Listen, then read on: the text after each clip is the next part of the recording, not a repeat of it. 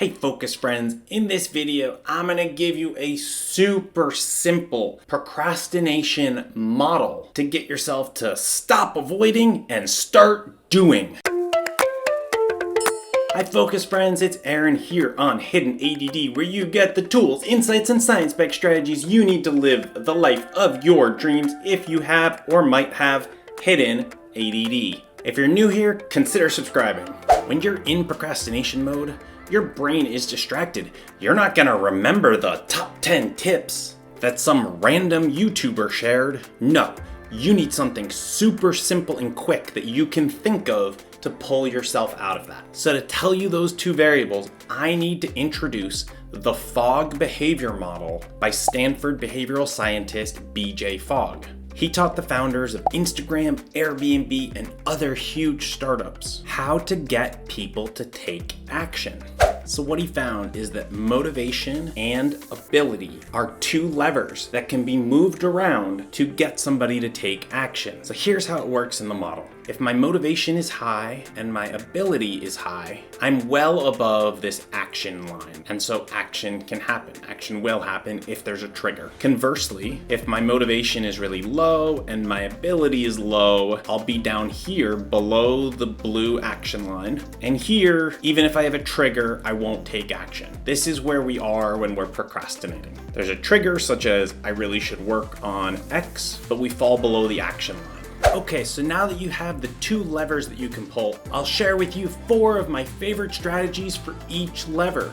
So with that, here are my 4 favorite ability strategies. 1, do the undesirable task when you have higher willpower. For most people, this is at the start of their day. As Brian Tracy recommends in Eat That Frog, do your worst thing first, and then the rest of the day is comparatively easier. Number 2, make it easier by asking yourself to do less. Your ability might be low for clean out the entire garage or write the entire report, but your ability with the task, work with a 5-minute timer on this thing and then stop, is very high enough that it can get you above the action line. Yes, you're not going to get your entire report done in 5 minutes. The whole point is to interrupt procrastination by at least starting to make progress. 3, create milestones. So instead of the task to write the report or clean out the garage, it could be to write the introduction or to collect loose trash in one particular corner of the garage. And the 4th one, under ability, make alternative behaviors harder to do.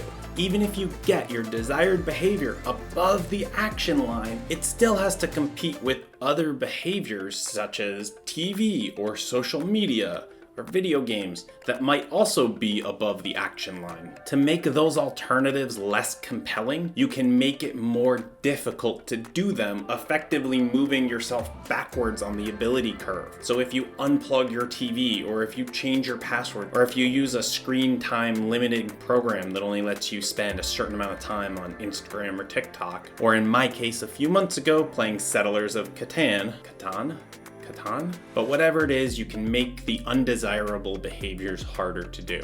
Let's talk strategies to take you up on the motivation side. Here are my 4 favorites. 1, check whether or not you believe in your plan. Cal Newport, author of Deep Work, says that one of the primary reasons that people procrastinate is because at some level, they don't actually believe that they have a good plan to get there. So if you're procrastinating on starting that business, it could be because at some level your brain doesn't believe that the plan that you've got is actually gonna work. Conversely, if you really believe that your plan's gonna get you where you wanna go, your motivation is gonna be higher.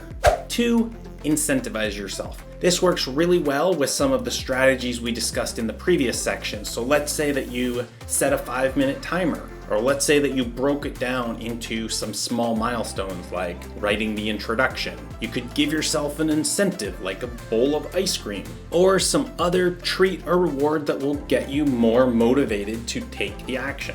Motivation strategy number 3 is add in some deadlines. Again, this works really well in conjunction with the other ability strategies around shrinking what you actually need to do down to milestones. And the 4th motivation increasing strategy, which is my personal favorite, is accountability. Being accountable to somebody else makes work easier to start as well as to finish. Since accountability is so important, I'm going to give you 4 quick ways that you can use this strategy. 1, check out focusmate.com. This is one of my favorite tools. It pairs you with someone else who's going to be doing work for a 50-minute session, and you both do work together with your video cameras on. It really is kind of life-changing.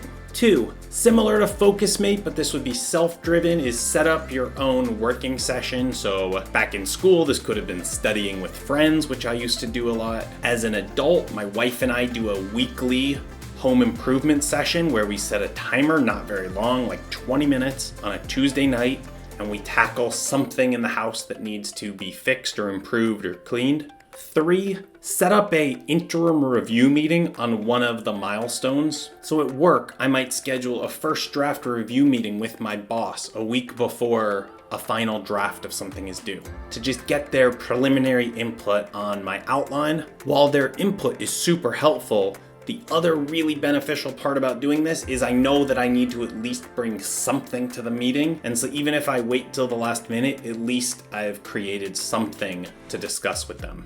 And accountability way number 4 is get an accountability buddy. I've got an awesome accountability buddy now. We each come up with the most important thing that we're gonna get done each day. And if we don't get it done, we owe the other person $25. Today I said I'd get this video done, and it definitely increased my motivation to do it. So that's it. Those are your 2 levers, motivation and ability. Next time you're procrastinating, just think about how you can pull one or both levers to get yourself above the action line. And I hope you'll come back and share your success story in the comments below. Do you have any good procrastination busting strategies? What's your personal favorite? Let me and the other viewers know down in the comments below, and I will see you in the next video.